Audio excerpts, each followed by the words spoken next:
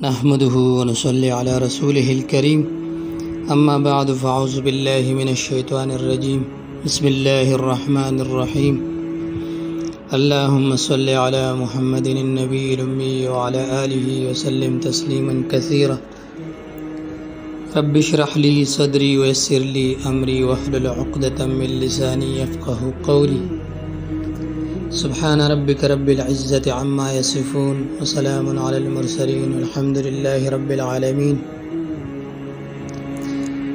امید کرتا ہوں سب بہن بھائی خیریت سے ہوں گے۔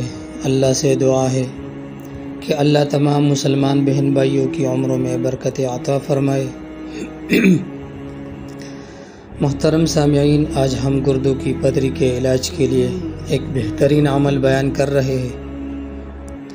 جن لوگوں کے گردوں میں پتری ہو یا مثانے میں پتری ہو یا پتری کے آپریشن کے بعد پتری کی شکایات بار بار آ رہی ہو، مطلب آپریشن کے بعد مثانے یا گردے میں دوبارہ پتری کریٹ ہو رہی ہو، تو ان کے لیے یہ روحانی علاج انتہائی زبردست ہے، انتہائی گارنٹی شدہ عمل ہے۔